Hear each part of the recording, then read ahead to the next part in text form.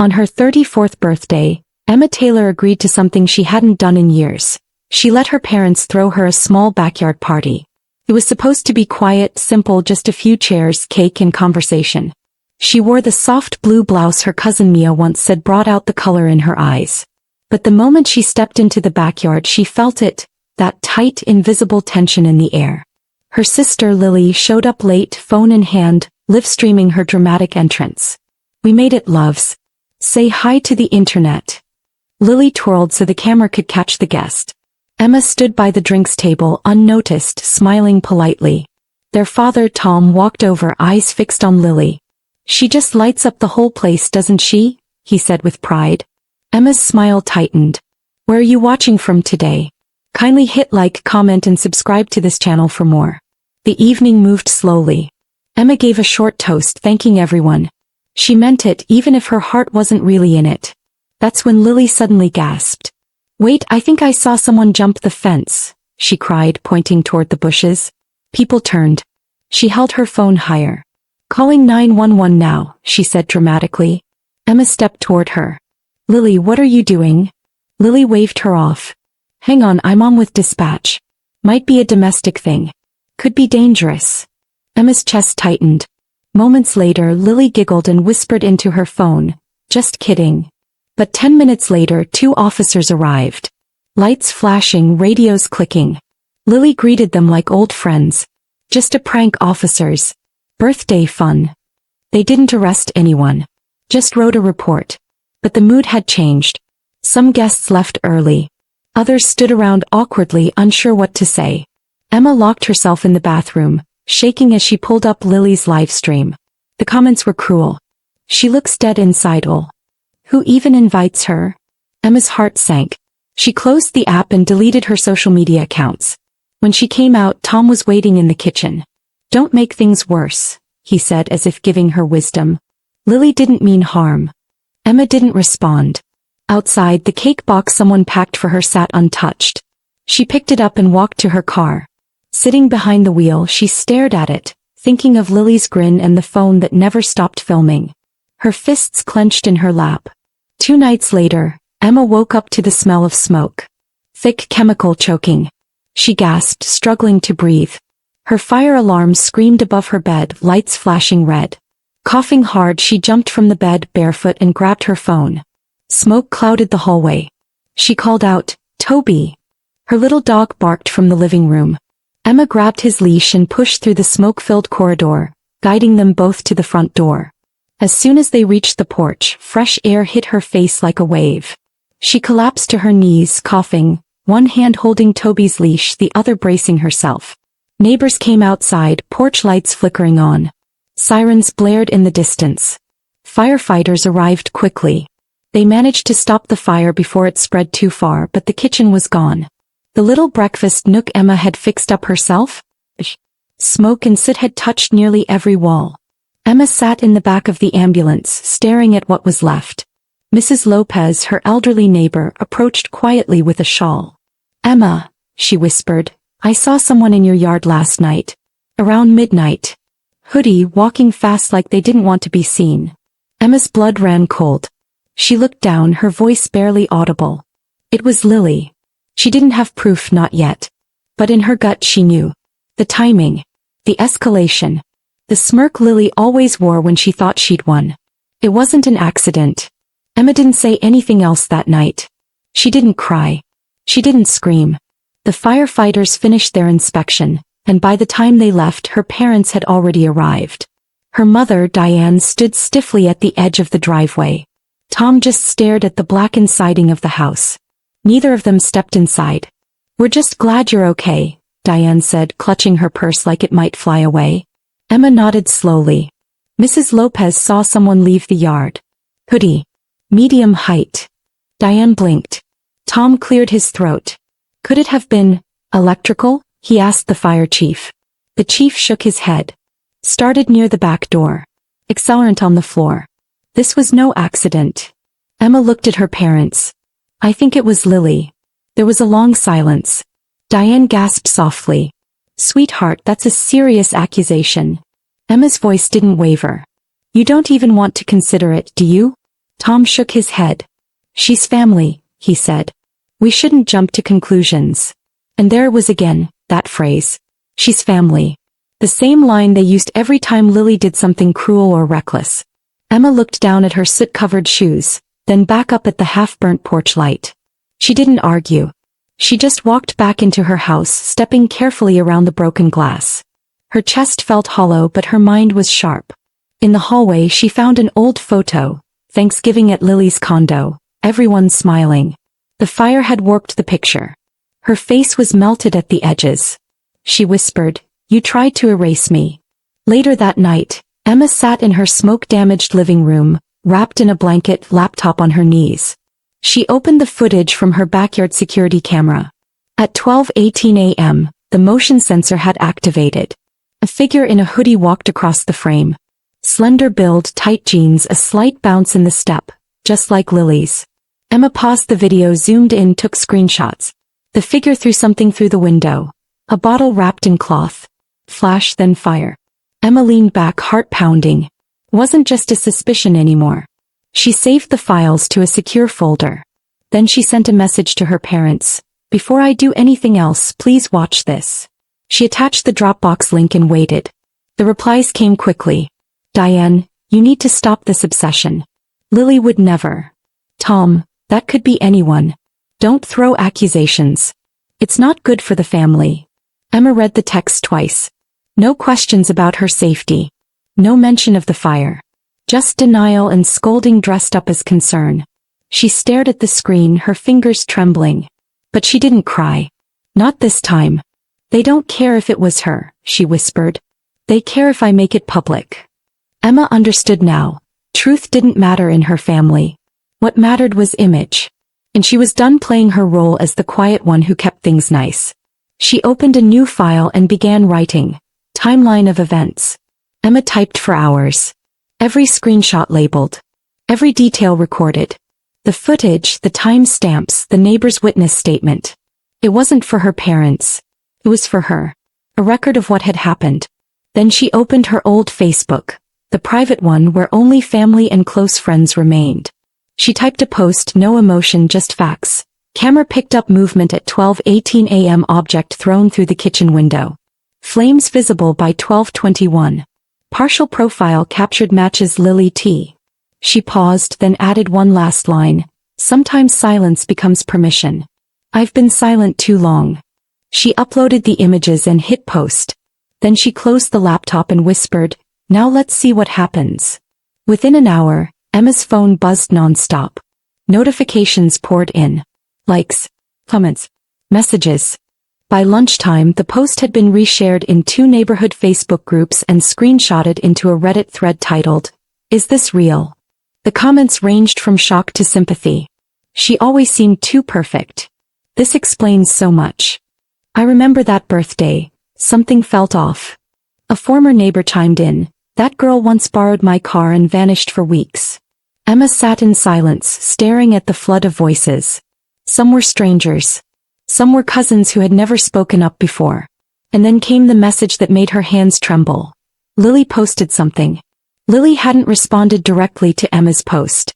Instead she went to Instagram. A picture of a single candle lit in a dark room. The caption, "Sometimes people twist the truth when they're hurting. Pray for them." The comments rolled in. "You don't have to explain yourself, Queen. They always try to break the ones who shine brightest." It was soft, polished manipulation. Emma knew the tone. She'd lived with it her whole life. She didn't reply. She didn't argue. Instead she grabbed her phone, walked into the remains of her kitchen and set up her tripod. No makeup. No filter. No edit. The blackened walls framed Emma's shoulders as she looked into the camera. "My name is Emma Taylor," she said. "I'm not suing anyone. I'm not asking for sympathy." She turned slightly, showing the charred corner of the room. "I'm standing in what used to be my kitchen." She paused. "I'm not angry anymore. Just done pretending." Then she clicked upload. Within hours her video was shared across local forums. A community news page asked permission to repost it. Emma didn't check the comments. Instead she made tea, sat on her porch and watched the wind move through her lavender plants. That night, Emma scrolled quietly through her inbox. Among the messages was one that stood out. Your silence used to protect them. Now your voice is protecting you. He let the words sink in. Then she closed her laptop. No tears, no long posts, just a whisper. Finally. For 3 days everything was still. No new threats. No angry texts. Emma began to believe maybe it was over. But then, on the 4th morning, there was a knock at the door. Just 2 sharp taps. She opened it slowly. A man in a gray polo handed her an envelope. Delivery for Emma Taylor, he said, turning and leaving before she could ask a thing. She stared at the envelope. It had Lily's name printed in the corner, alongside a law firm Emma didn't recognize. Her hands felt suddenly heavy. Inside were 3 crisp pages. A cease and desist. It accused Emma of defamation, emotional harm, and damaging Lily's career. It demanded the post be taken down or legal action would follow. Emma read it 3 times. It didn't deny the fire. It didn't dispute the footage. It just threatened her. She sat frozen on the couch, letter trembling in her lap. She actually hired someone to scare me, she whispered to no one. That night sleep didn't come. Emma lay in bed, eyes open in the dark, replaying the fire, the letter, and the words her father always used. Keep it in the family. The next morning, Emma got in her car and drove across town to the law office her Uncle Ray had once recommended. She hadn't eaten in nearly a full day. Attorney Daniel Corbin flipped through the letter silently. After a minute he looked up and said, "There's nothing here. No case. No standing. This is intimidation, not law." Emma let out a long breath. "She's still trying to control me," she murmured. Daniel nodded. Not with flames now, but with paper. Emma thanked him and left. She didn't remember the drive home. She dropped her keys at the door and lay down on the couch, staring at the ceiling fan. When the phone rang that evening she didn't check the name. She just answered. Her father's voice came through, low and even. "Emma. It's Dad. We just want this to settle down." She didn't speak. "Lily's hurting too," he added. "She feels attacked." Emma whispered, "She set my kitchen on fire." There was silence.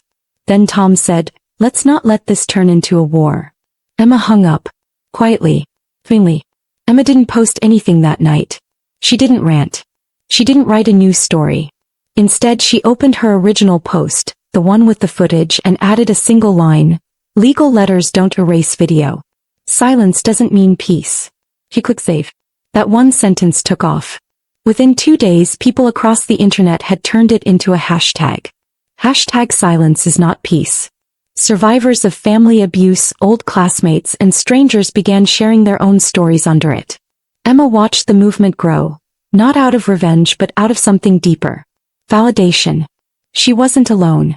Later that week, Emma stood in the hallway of her house. The family photo wall had once held smiling portraits, matching sweaters, forced grins. Now it was almost bare. She opened a drawer and pulled out a printed photo from her video, the one of her standing tall in front of her scorched kitchen. No smiles. No performance. Just truth. She placed it in one of the empty frames. It didn't match the others. It didn't need to. That night, for the first time in weeks, Emma slept. Not long. But enough. The peace didn't last. One evening as Emma folded towels on the couch, a loud knock echoed through the house. "Agree." She froze. Then came the voice, muffled but unmistakable. "Open the door, Emma. I'm not playing." "Lily." Emma moved slowly. Through the peephole she saw her sister, eyeliner smudged, hoodie hanging loose, wild eyes. "Open the door." Lily shouted again. Neighbors stepped onto porches. Emma cracked the door just enough to speak. "What do you want?" Lily tried to shove it open but Emma leaned in. "We need to talk," Lily hissed. Emma didn't move. "Then talk right here." Lily's eyes narrowed. "You think you can ruin my life and just hide in here like some kind of saint?" Emma's tone stayed calm. "I think you set my kitchen on fire. And I have it on video." Lily scoffed. "You always thought you were better.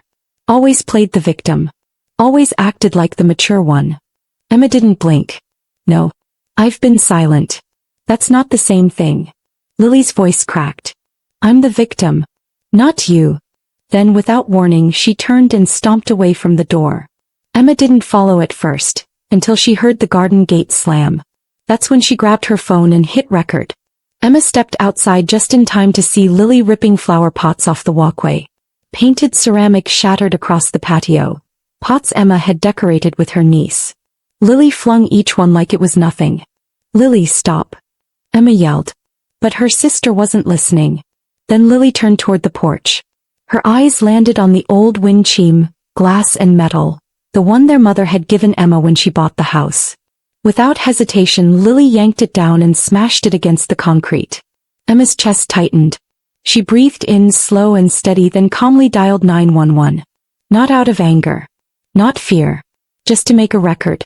When the officers arrived 10 minutes later, Lily was pacing near the mailbox, arms crossed, cheeks flushed. "This is my sister," she shouted as the police approached. "She's trying to make me look crazy." One of the officers spoke gently but firmly. "Ma'am, you caused property damage and disturbed the peace. We're issuing a citation. You'll need to appear in court." Lily's voice rose. "You'll regret this," she yelled as they wrote the report. Emma didn't flinch. She stood on the porch, arms crossed, phone still recording. He didn't yell. She didn't cry. When the officers left, she walked back inside without a word. That night her phone rang again. Emma let it buzz twice before answering. It was her mother. "Why didn't you just talk to her?" Diane's voice was tight. Emma closed her eyes. "Because she's not just my sister anymore. He's dangerous. And I'm done pretending she's not." There was a long pause. Then Diane said, "You two are tearing this family apart." Emma's voice was quiet but steady. "No. You let her tear it apart years ago. I'm just not cleaning up anymore."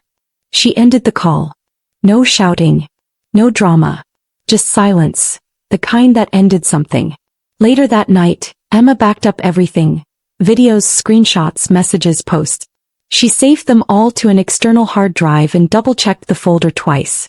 The next morning she stepped out onto the porch and swept up the mess Lily had left behind. Shards of the wind chime lay scattered near the steps.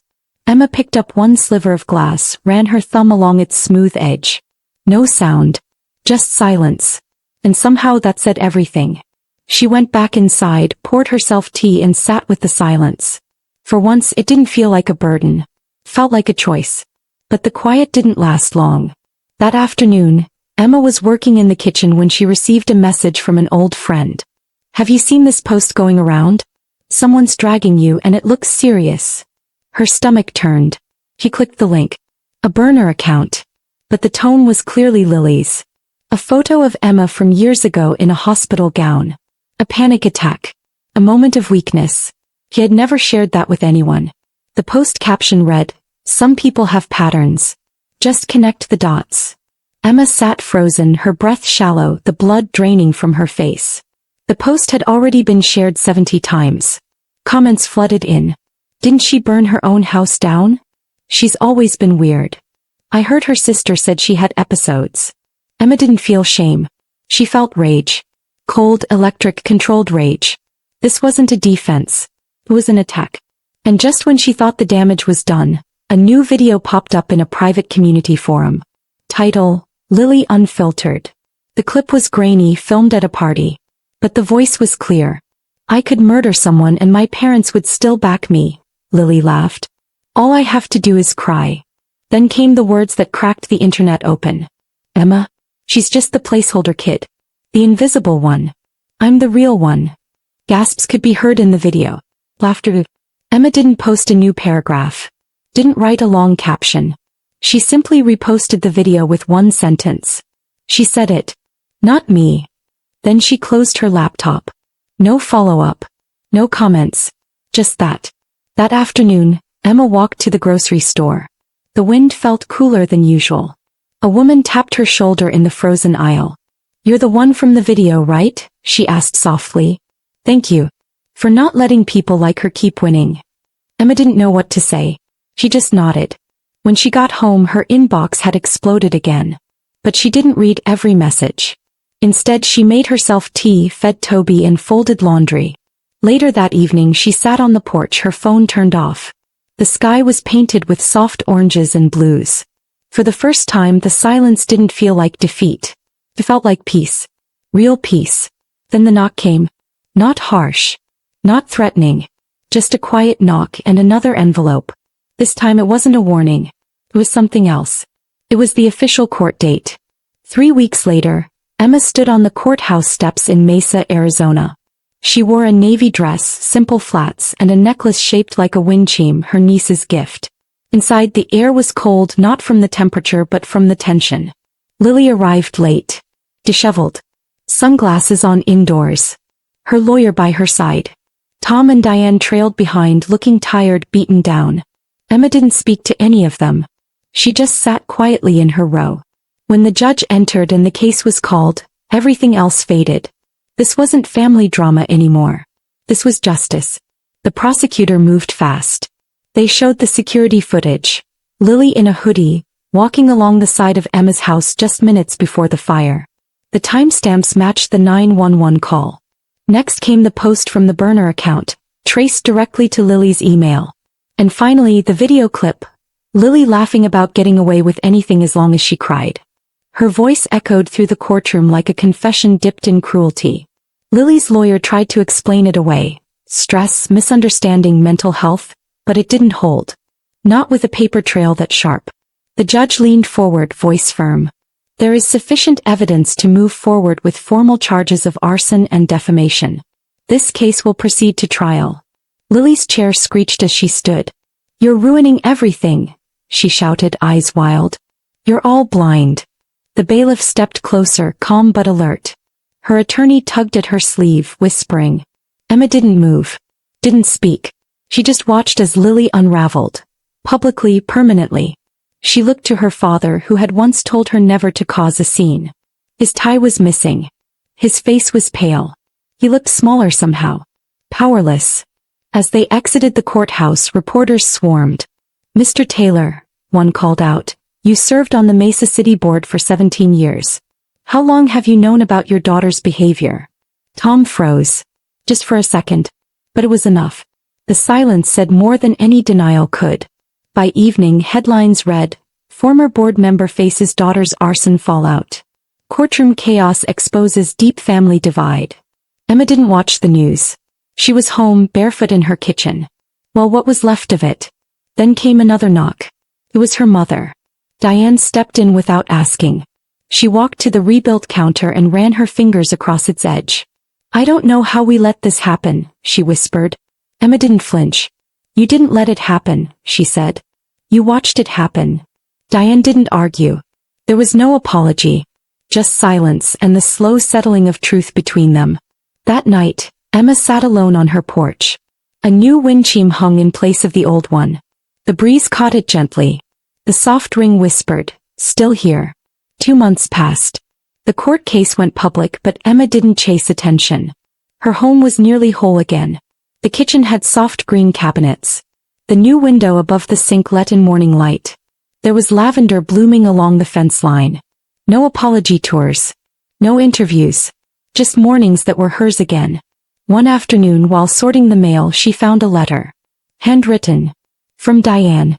It read simply, I see you now. I'm sorry for letting Lily's noise drown you out for so long. Emma folded it gently and placed it in a drawer. She didn't tear it up. But she didn't frame it either. Lily took a plea deal. 300 hours of community service. Mandatory counseling. Financial restitution. Her social media disappeared. Her name faded from headlines. Emma didn't celebrate. She just took a breath. That weekend she hosted a small gathering in her backyard. Just a few women from her trauma support group. They passed lemon bars, swapped stories, and sat in the soft spring light like survivors of a quiet war. One woman handed Emma a small gift. A silver wind chime etched with tiny leaves. Emma smiled. I used to think silence was how you survive, she said. But now I know, it's how you begin again. That night, after the dishes were clean and the yard was quiet, Emma walked through her home. She paused at the hallway wall where the family photos once hung. Now there were only 2 frames. One of her standing in front of her rebuilt kitchen, and one of her laughing with the support group that afternoon. She stood still, breathing it in. The house smelled like lavender and new beginnings. Then she opened her laptop, sat in front of the camera and hit record. My name is Emma, she said calmly. And peace that asks for your silence isn't peace. It's control. Pause. I survived. And I'm still here. Outside, the wind chimes sang softly in the night. Moral lesson. True peace begins the moment you stop protecting the people who hurt you and start protecting the truth. Remember to hit the like button, comment and subscribe to this channel for more of this.